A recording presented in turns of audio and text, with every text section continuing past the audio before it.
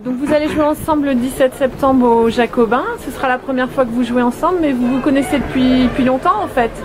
Oui, je crois. Je crois que Luc me connaît depuis longtemps. Oui, alors j'ai écouté l'album, du coup c'est La Ceinture du Diable ou La Ceinture du Diable, Courir le Guilledou. Courir le Guilledou. J'ai écouté cet album, j'avais je sais pas moi 15-16 ans. Je veux dire 84. Voilà.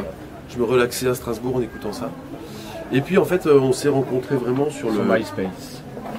Oh c'est vrai, t'as raison, j'avais oublié cette histoire. Il y a 8-9 ans. Voilà.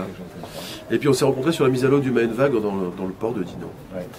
Par le truchement de Rémi Lebray qui nous a présenté. Exact, qui est un voisin, un ami, un voisin. Voilà, un musicien émérite. Et voilà, je suis ravi moi. J'entends bien en plus. Alors quel regard vous portez sur la musique de l'un et l'autre? Parce que c'est très différent. Bien, moi si je l'avais contacté sur MySpace, c'est parce que j'avais beaucoup aimé.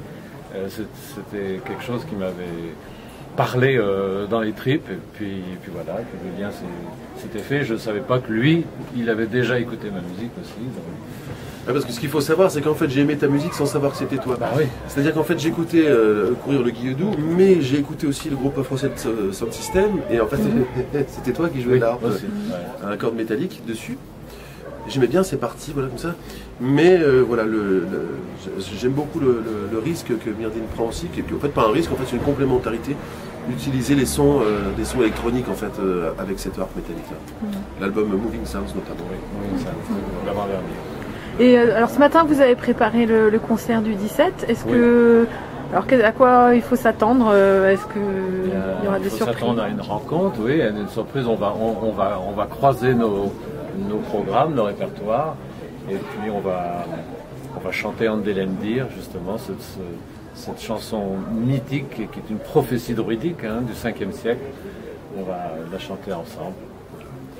Et moi de mon côté je mettrai un petit peu je vais jouer de la percussion en fait avec toi. Ouais. Tu m'as invité à cette occasion-là. Le but c'est vraiment de créer, je pense, en ce qui me concerne, je pense que toi aussi, de créer je pense que c'est le cas à tous tes concerts, de créer une ambiance très intimiste, de partage, d'échange, et que ce soit un petit peu loin des grandes... c'est vrai que j'ai l'habitude de faire des grandes scènes avec beaucoup de musiciens et tout, là ça va être vraiment très intimiste. Très intime, beaucoup de textes. Presque intime. Le but c'est de faire rêver en fait.